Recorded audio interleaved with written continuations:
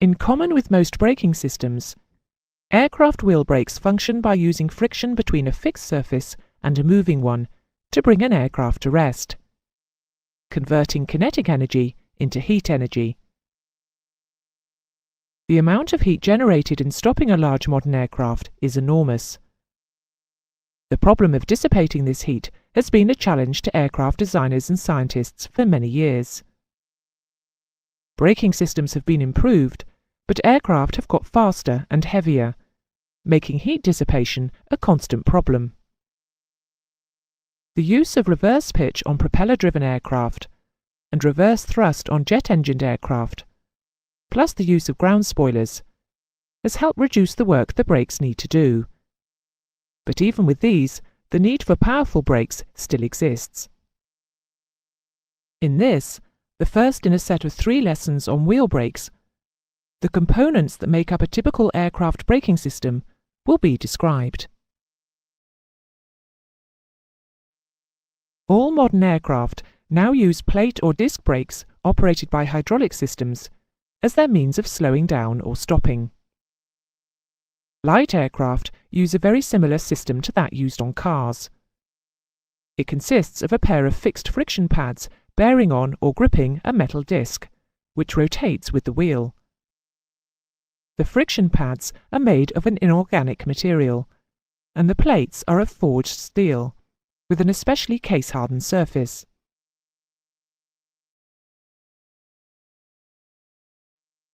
With no pressure applied to the toe brake pedal, the pads are knocked away from the disc by the action of it rotating. If pressure is applied to the toe brake pedal, hydraulic pressure will build up in the slave cylinder behind the piston. This pressure will cause the piston to move over within the caliper unit, pushing the brake pad against the disc. The reaction of the right-hand brake pad pushing against the disc will cause the caliper unit to move in the opposite direction, carrying the left-hand pad with it until the disc is squeezed between the 2 pads. The force applied to the brake pads will be proportional to the effort applied to the toe brake pedal. The toe brake pedals can be applied together, or, if differential braking is required for ground manoeuvring, the toe brakes can be used separately. When brake pressure is released, imperfections in the rotating brake disc once again cause the brake pads to move apart, so that the residual braking effect is minimal.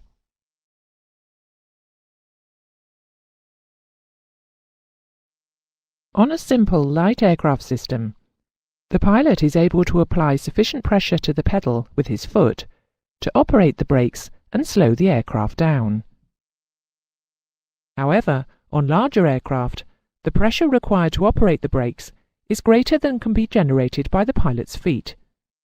So aircraft hydraulic system pressure, controlled by metering valves connected to the foot pedals, is used.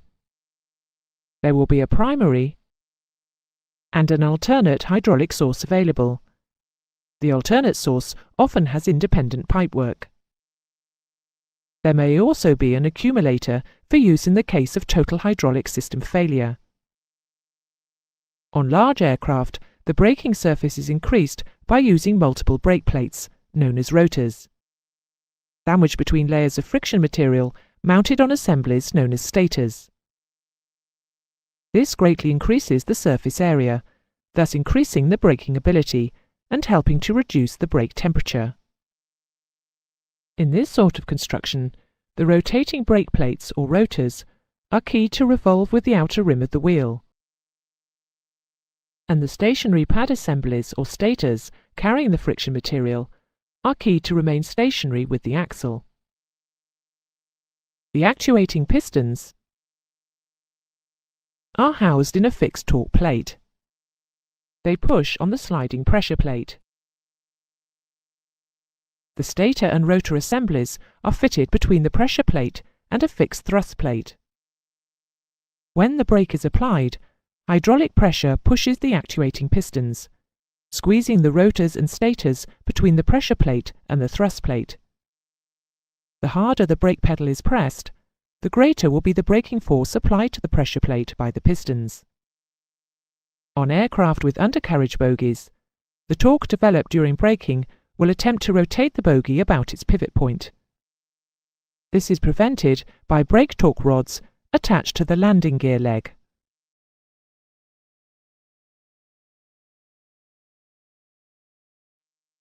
Recent technological advancements in heat dissipation have resulted in the design of the brake disc plates being changed from a continuous rotating single plate to a plate constructed of many interconnected individual segments, with the heat dissipation properties being greatly improved, thus increasing brake efficiency. Carbon is now often used for manufacturing brake units because it has much better heat absorbing and dissipating properties than steel. This allows higher levels of braking to be maintained for longer. It also allows for quicker turnarounds, as it is not necessary to wait so long for the brakes to cool before taking off again. Carbon brakes are also much lighter than equivalent steel units. The disadvantages are their increased cost and shorter life. However, the advantages outweigh the disadvantages, and they are now found on most modern aircraft.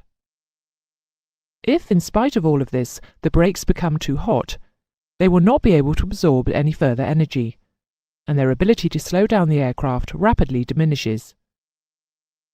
This phenomenon is termed brake fade.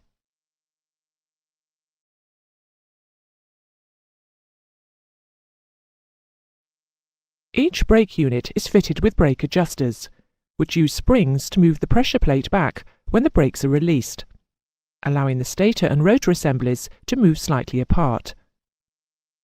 The internal construction of the brake adjuster assemblies allows them to maintain a constant running clearance when the brakes are off, thereby automatically compensating for brake wear.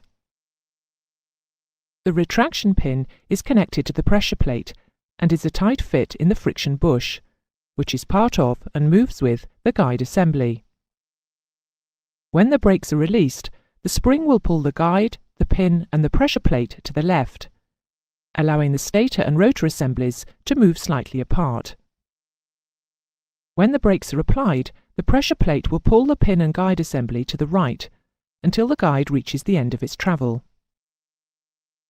If further movement is required because of pad wear, the pin will be pulled through the friction bush.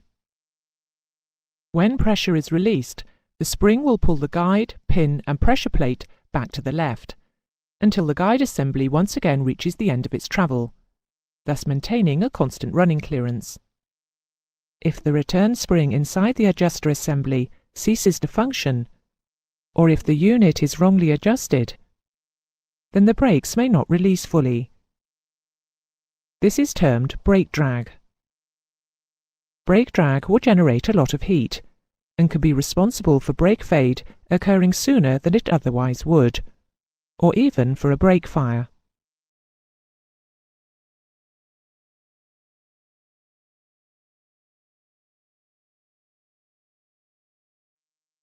It is important that the thickness of the brake lining material is carefully monitored. Too little brake lining material remaining may mean that the disc of a single brake system becomes excessively worn or grooved, or on a multiple disc brake, the remaining material overheats and erodes extremely quickly. On multiple disc brake systems, the most popular method of gauging the depth of brake lining material remaining is by checking the amount that the retraction pin, or the wear indicator pin, as it is sometimes called, extends from the spring housing with the brake selected on. The minimum amount that the pin can extend beyond the housing for the brakes to remain in service will be laid down by the manufacturer. On systems where the retraction pin is located inside the housing, a wear gauge can be used to check the distance that the pin has moved within the housing. The wear gauge is held against the housing and the rod is screwed in until it touches the retraction pin. The maximum distance that the rod is permitted to extend will once again be laid down by the manufacturer. An alternative method which can be used, if no retraction pins are fitted to the system, is that, if it is accessible, the amount of clearance between the back of the pressure plate and the brake housing can be measured, again with the brakes applied. The main points to be taken from this lesson are that aircraft brake systems are normally hydraulically operated, and the discs are manufactured from either steel or carbon. Carbon brakes are more efficient and heat up less than steel. However, they are more expensive and wear more quickly. You should understand the problem of brake fade. And finally, you should understand the function of automatic brake wear adjusters and the methods used for indicating wear.